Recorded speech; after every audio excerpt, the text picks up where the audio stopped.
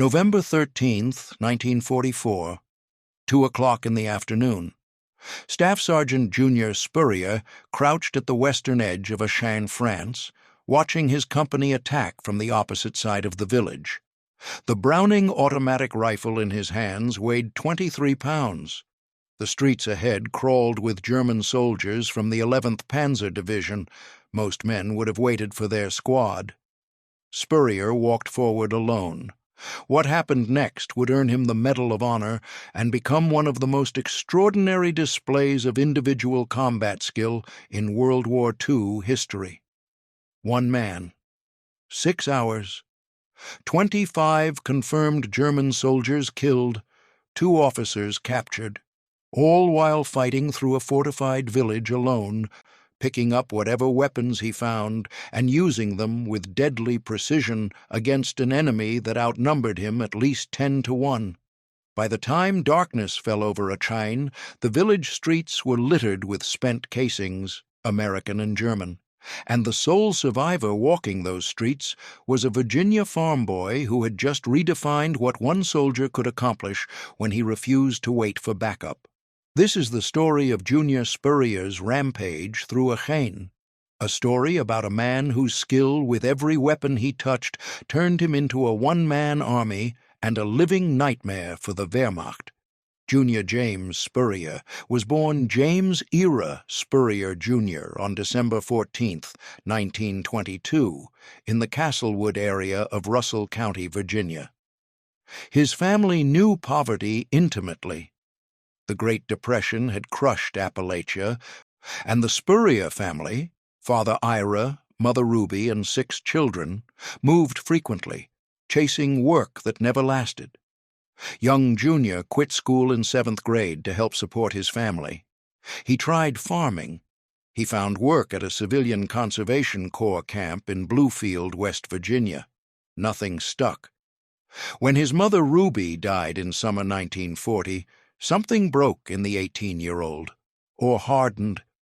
On September 25, 1940, he walked into a recruiting station and enlisted in the Army.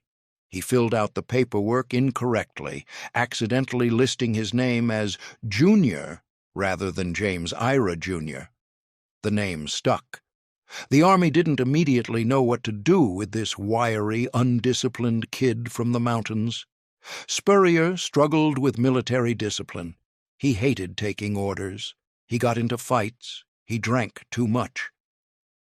His superiors noted that while he showed promise, his inability to follow rigid Army structure made him unsuitable for leadership.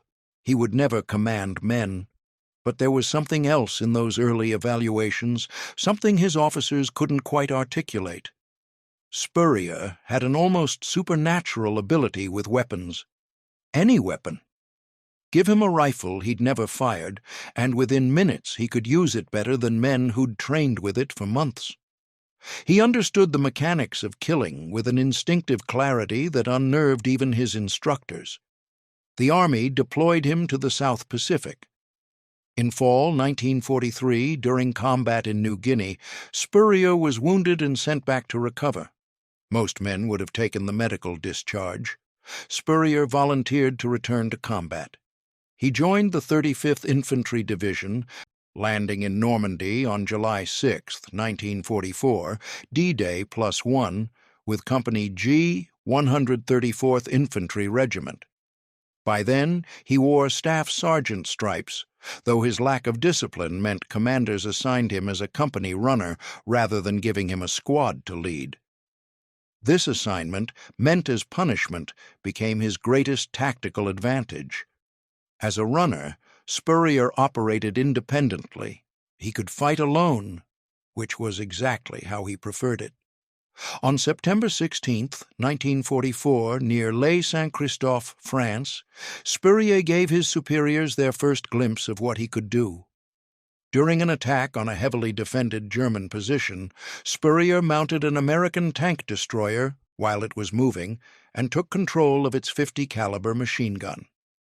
Standing fully exposed to enemy fire, he systematically engaged German positions, killing at least a dozen enemy soldiers before the tank destroyer reached the summit. Then he dismounted, destroyed 2 enemy dugouts with grenades, and captured 22 German prisoners despite being completely alone. His fellow soldiers started calling him the one-man army. The nickname wasn't affection. It was equal parts respect and fear. Spurrier fought with a cold efficiency that bordered on inhuman. He didn't seem to feel fear. He didn't hesitate. He saw enemies as problems to be solved through overwhelming violence, and he solved those problems with methodical precision. The Distinguished Service Cross he received should have been warning enough, but nothing that happened in September could have prepared anyone, American or German, for what Spurrier would do in November. By early November 1944, the 35th Infantry Division was grinding eastward through Lorraine. Every village was a fortress, every field was mined. The Germans were falling back toward their homeland, but they were making the Americans pay for every yard in blood.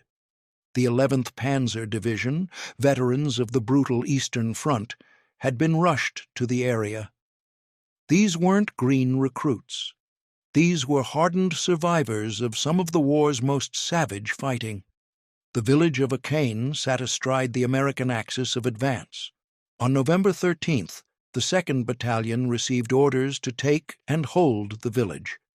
The attack would involve crossing 1,500 yards of open ground, 700 yards under direct German small arms fire, plus concentrations of artillery and mortar fire. It would be costly. Everyone knew it. At 2 o'clock that afternoon, Company G launched their assault from the east, advancing in standard infantry formation, squads moving in coordinated bounds, laying down suppressing fire, taking cover, advancing. The Germans were ready. Machine gun fire raked the open ground. Artillery shells walked across the formations. Men fell. The assault slowed. Staff Sergeant Junior Spurrier watched this from his position as company runner. He watched his company advancing into a meat grinder. He watched men dying in the fields outside Achain. And then he made a decision that would have gotten most soldiers court-martialed if they had survived it. Spurrier passed around the village, while his entire company attacked from the east, drawing every German defender's attention and firepower. Spurrier moved alone in a wide flanking maneuver to the western side of Achain. He carried his Browning automatic rifle, 20 rounds in the magazine, and enough additional magazines to make this interesting. He had grenades clipped to his webbing. He had his M1 Garand slung across his back as backup. And he had something that couldn't be carried or quantified, absolute confidence in his ability to kill anyone who got in his way. At 2 o'clock, as his company engaged the Germans from the east, Spurrier walked into the western side of Achain and opened fire. The first 3 Germans died without understanding what was happening. Spurrier caught them in the street, probably moving to reinforce positions facing the main American attack. The bar in his hands spoke with its distinctive hammering roar, 350 rounds per minute in controlled bursts. The weapon, designed to provide automatic fire support for an entire squad, became in Spurrier's hands an instrument of surgical violence. The 3 Germans dropped where they stood. Spurrier kept moving. The streets of Achain were designed centuries ago for different warfare. Narrow lanes twisted between stone buildings. Courtyards opened unexpectedly. Alleys dead-ended into defensive walls. It was a nightmare for attackers, unless you were alone, unless you moved with the speed and unpredictability of a single hunter rather than a coordinated unit. Spurrier moved like smoke through the village, appearing where Germans least expected, firing, killing, and disappearing before they could organize a response. A German machine gun position covering the eastern approach became aware of gunfire behind them. The crew turned to investigate. Spurrier was already there. The bar fired. The gun crew died. Spurrier picked up one of the fallen soldiers' grenades, a German Model 24 steel hand granite, the distinctive potato masher, pulled the cord, counted, and threw it into a basement entrance where he'd seen movement. The explosion was muffled by stone walls. Nothing emerged from the basement. Spurrier's bar was empty, 20 rounds gone in less than a minute. Instead of reloading, he unslung his M1 Garand. The semi-automatic rifle held 8 rounds in an en-bloc clip and was, according to General Patton, the greatest battle implement ever devised. In Spurrier's hands, it was a death sentence delivered with mechanical efficiency. 8 shots. 8 German soldiers who made the mistake of trying to engage this lone American who had materialized in their rear like a ghost. The metallic ping of the M1's empty clip ejecting became a sound of terror for the Germans in Achain. It meant Spurrier was reloading. It meant he was still alive. It meant he was still coming. Somewhere in the next hour's chaos, Spurrier found what would become his favorite weapon. An American bazooka, the M101 rocket launcher. Someone, probably an American squad that had been pinned down or forced to retreat, had abandoned it. Spurrier picked it up. The bazooka was designed as a 2-man weapon, one soldier to aim and fire, another to load. Spurrier used it alone. He loaded it himself. He fired it himself. And he used it to reduce German defensive positions to rubble and corpses. A tank barrier blocking one of the main streets, reinforced concrete and steel designed to stop American armor, disappeared in a flash of high explosive. The Germans using it for cover died in the blast or from shrapnel. Spurrier reloaded the bazooka and kept moving. By now, the Germans in Achain understood something catastrophic was happening. The main American assault from the east had bogged down as expected, but soldiers were dying behind their defensive lines, positions were being overrun from behind, explosions erupted in unexpected places, and always, there was the sound of that American automatic rifle, never where they expected it, always where they were most vulnerable. The German garrison commander tried to organize a response. Small groups were detached from the main defensive line to hunt down this American, or these Americans, because surely no single soldier could be causing this chaos. These hunter teams moved through the streets in 3- and 4-man groups, weapons ready, covering each other, using proper tactical movement. Spurrier killed them all. He ambushed a 4-man team as they rounded a corner, the bar firing from 15 feet away. At that range, the .30-06 rounds didn't just kill, they destroyed. He caught another group in a courtyard using grenades first to stun them, then finishing survivors with rifle fire. A 3rd team nearly got him. They had good cover and had him pinned behind a stone wall, until Spurrier noticed an abandoned German Panzer rocket launcher, the German equivalent of the American bazooka. The Panzer fired a larger, more powerful rocket. Spurrier had never used one before. That didn't matter. He loaded it, aimed it, fired it, and the building the Germans were using for cover ceased to exist as a viable defensive position. The systematic destruction of these hunter teams broke something in the German defense. Word spread. There was something wrong with this American, this soldier who fought like a demon, who used their own weapons against them, who appeared and disappeared like a nightmare. Some younger German soldiers, conscripts rushed to the front with minimal training, simply fled. The veterans, men who had survived Russia, tried to hold their positions and wait for darkness. But Spurrier wasn't waiting. As afternoon wore into evening, Spurrier pushed deeper into the village.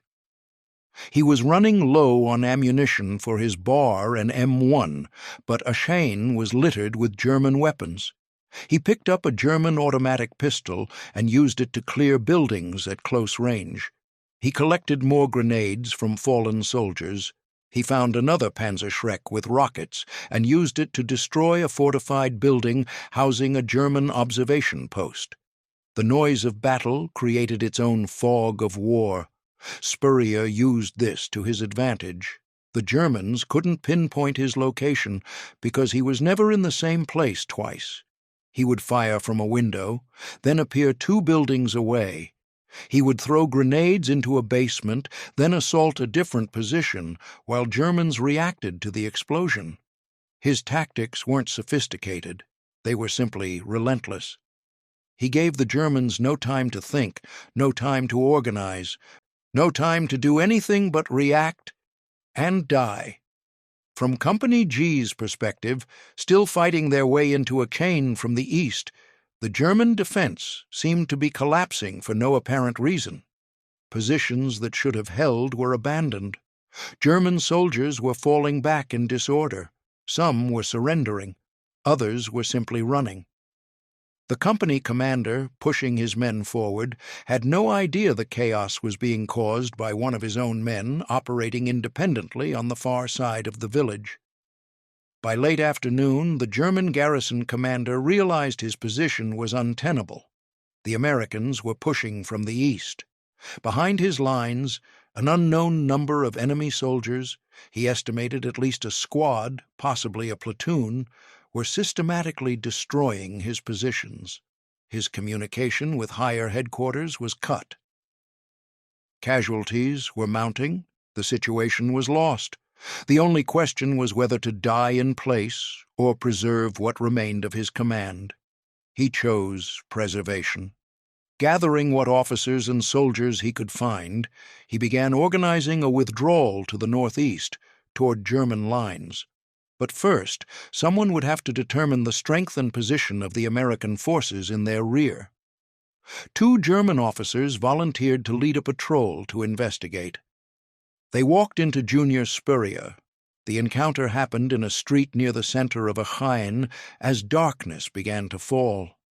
The 2 German officers, moving cautiously with a small group of enlisted men, rounded a corner and found themselves facing a lone American soldier. He was covered in stone dust and smoke residue. His uniform was torn. He held a Browning automatic rifle in one hand and a German pistol in the other. And despite being outnumbered at least 6-1, he didn't lower either weapon. The German officers later reported, after their capture, that they initially thought they had stumbled upon the survivor of some larger American unit that had been wiped out. The soldier looked exhausted. Surely he would surrender. They raised their hands and began to speak in broken English, trying to arrange a mutual ceasefire. Spurrier's response was to gesture with the bar. "Get down! On the ground! Now!" The tone of his voice, flat, emotionless, absolutely certain, conveyed what his words might not have. This soldier was not surrendering. This soldier was not negotiating. This soldier was giving them exactly one chance to stay alive, and that chance was immediate. Unconditional surrender. The 2 German officers got down. So did their enlisted men. Spurrier collected their weapons, ordered them to their feet, and marched them toward American lines at gunpoint. As they walked through Achain's streets, the German officers saw the evidence of what this one American had done. Bodies in field-gray uniforms, destroyed positions, buildings with facades blown away by rocket fire. The officers stopped counting after the first dozen dead. One of them, after the war, would tell interrogators that the walk through Achain was the most terrifying experience of his combat service. Not because of the violence, but because of what it revealed about individual capacity for destruction. Spurrier delivered his prisoners to the first American position he encountered, soldiers from Company G still working their way into the village. The soldiers saw Spurrier walking toward them with German prisoners and assumed he had captured them during Company G's advance. Spurrier said nothing to correct this. He simply turned the prisoners over, checked how much ammunition he had left, not much, and headed back into the village. There was still work to do. The next 2 hours are documented only through evidence left behind and the official Medal of Honor citation. The citation states that, from this time until dark, Staff Sergeant Spurrier, using at different times his BR and M1 rifle, American and German rocket launchers, a German automatic pistol, and hand grenades, continued his solitary attack against the enemy regardless of all types of small arms and automatic weapons fire. What this sterile military language obscures is the sheer audacity of what Spurrier did. He didn't consolidate his gains. He didn't wait for support. He didn't take a defensive position and hold it. He kept attacking, alone, against an enemy force that still outnumbered him dramatically. He pushed through Achain like a force of nature, using whatever weapons he found, killing anyone who resisted, accepting the surrender of anyone who gave up. By the time darkness fell completely, the German defense had disintegrated. Some garrison members had fled northeast. Others had surrendered to Company G as the main American force pushed through the eastern sections. And in the western and central portions of Achain, Junior Spurrier had single-handedly killed 1 German officer and 24 enlisted men. He had captured 2 additional officers, the garrison commander and 1 other, and 2 more enlisted men. The math is staggering. 29 German soldiers killed or captured by 1 American in approximately 6 hours of continuous combat while operating completely alone, while using at least 6 different types of weapons, including enemy equipment he had likely never trained with. When Spurrier finally walked out of Achain that night, a sergeant from Company G asked him where the hell he'd been. Spurrier's response, according to witnesses, was characteristically brief. In the village, taking care of business. The full scope of what Spurrier had done wasn't understood until the next day, when American troops completed their occupation and began counting bodies. Even then, initial reports were met with skepticism. 1 soldier couldn't have done all that. It had to be the result of Company G's assault, with Spurrier's actions exaggerated in the confusion. But the German prisoners told a different story. They described a lone American who attacked from the west, while the main assault came from the east. They described watching their positions being systematically destroyed by this single soldier who moved through the village like a ghost, who used their own weapons against them, who seemed to be everywhere at once. They described the growing panic as the afternoon wore on, and soldiers kept dying and nobody could kill this American who refused to stop attacking. The physical evidence supported their testimony. The distribution of German casualties showed a clear pattern, a trail of bodies running from the western edge through the center of the village, with German soldiers killed by American weapons mixed with those killed by German weapons. Weapons picked up from fallen Germans and turned against their former owners. Buildings destroyed by rocket fire from positions that couldn't have been reached by the main American assault. Defensive positions overrun from behind, from directions where no organized American unit had been operating. Company G had fought hard and suffered casualties taking Achain. But the village's capture had been made possible by 1 man who decided that waiting for a coordinated assault was taking too long. 1 man who walked into a fortified village held by veteran Panzer troops and spent 6 hours systematically destroying them. The Medal of Honor citation, submitted shortly after the battle, was approved with unusual speed. On March 6, 1945, General William H. Simpson personally presented Junior Spurrier with the Medal of Honor. The citation's final line captures, in typically understated military prose, what Spurrier accomplished. His valor has shed fresh honor on the United States Armed Forces. But even the Medal of Honor doesn't fully explain how Spurrier did what he did. The mechanics are clear enough: superior marksmanship, tactical flexibility, exploitation of surprise, and an apparently complete absence of fear. But the deeper question remains. What kind of man walks alone into a fortified village and fights for 6 hours against an enemy force that outnumbers him at least 10-1? Part of the answer lies in Spurrier's background. He grew up poor in Appalachia during the Depression. He knew hardship. He knew violence. He knew what it meant to fight for survival when the world didn't care whether you lived or died. The mountains of Virginia teach lessons that military training can only approximate: self-reliance, resourcefulness, the ability to make do with what you have and keep going when everything says you should quit. Another part lies in his personality. Spurrier didn't fit the traditional military mold. He was undisciplined in garrison, but deadly in combat. He didn't follow orders well, but he understood the mission instinctively. He couldn't lead men, but he could fight better than any 10 soldiers in his company. He was someone who could kill with mechanical efficiency because he didn't process fear and hesitation the way normal people do. But perhaps the truest answer is simpler and more disturbing. Spurrier was good at killing, and he knew it. He had found the one thing in his life that he could do better than anyone else. War gave him purpose. Combat gave him clarity. Every German soldier he killed validated his existence in a way that farming or factory work or military discipline never could. He wasn't a hero in the traditional sense. He was a weapon that happened to be pointed at the right enemy at the right time in history. The rest of Spurrier's war was anticlimactic compared to Achain.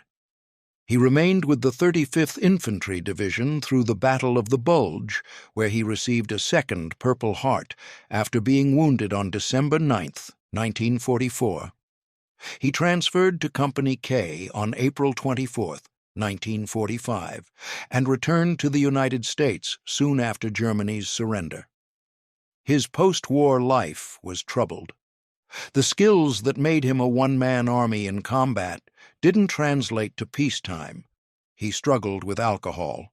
He had run-ins with the law, resulting in 3 jail sentences, including one for attempted murder. The demons that made him such an effective killer in France followed him home and nearly destroyed him. After his last stint in jail, Spurrier quit drinking completely and started a radio and television repair shop. He retired to a cabin in Tennessee, where he lived quietly until his death on February 25, 1984, at age 61. For decades, his Medal of Honor and other decorations were thought lost. They were finally found in a safe in November 2011 and presented to his 2 surviving sisters in a ceremony on December 2, 2011. Junior Spurrier was the only soldier in the 134th Infantry Regiment to receive the Medal of Honor during World War II. He was one of 473 soldiers to receive the medal during the war. He was one of only 3,511 Americans to receive the Medal of Honor since its inception in 1862, but numbers don't capture what made Spurrier extraordinary. What makes his story remarkable, what makes it almost unbelievable, is the specificity of his achievement. He didn't hold a position against overwhelming odds. He didn't sacrifice himself to save his comrades. He didn't perform some brief, spectacular act of courage under fire. He walked alone into a fortified village and fought for 6 hours. He killed 25 confirmed enemy soldiers. He captured 4 others, including the garrison commander. He used at least 6 different weapons, including enemy equipment. He created enough chaos and destruction to collapse an organized German defense and enable his company's assault to succeed. He did all of this by himself, and when darkness fell over Achain, he walked out of that village alive. The German prisoners who survived their encounter with Spurrier carried the memory for the rest of their lives. Some, interviewed decades later, still struggled to articulate what it was like to face an enemy who seemed unstoppable. One former German officer, speaking in the 1970s, described it this way: "We had been trained to fight armies. We had fought on the Russian front where death was everywhere. But this was different. This was one man who fought like he was an army by himself. We couldn't stop him because we couldn't predict him. He did things no soldier should do alone, and he won." That's the essential truth of the Achain assault. Junior Spurrier did things no soldier should do alone, and he won. The tactical lessons from Achain are limited because Spurrier's actions can't be replicated through training or doctrine. You can't teach soldiers to fight the way he fought, because most soldiers lack whatever combination of skills, instincts, and psychological makeup allowed him to operate effectively while completely isolated from friendly support. Modern military doctrine emphasizes teamwork, coordination, and combined arms precisely because individual heroics like Spurrier's are so rare as to be statistically insignificant. But that rarity is what makes his story important. In the mechanized, industrialized warfare of World War II, where battles were won by logistics and production and the grinding application of superior resources, there was still room for individual excellence. There was still a place for the soldier who could do the impossible because he didn't understand it was impossible. Junior Spurrier understood only one thing on November 13, 1944. There were Germans in Achain, and he was going to kill them or capture them until there weren't any left. He didn't think about the odds. He didn't consider the tactical implications. He didn't wait for orders or support or a better plan. He picked up his Browning automatic rifle, walked into that village, and got to work. 6 hours later, Achain belonged to the Americans. The 11th Panzer Division's garrison was destroyed, and one Virginia farm boy who had never quite fit into the Army had written his name into the history of warfare as one of the most effective individual combatants in American military history. The sound of the bar firing in the streets of Achain faded into history. The bodies were buried. The village was rebuilt. The war moved on. But the legend remained. The story of the soldier who walked alone into a fortified village and won. They called him the One-Man Army. On November 13, 1944, in Achain, France, he proved that nickname wasn't hyperbole. It was simply accurate.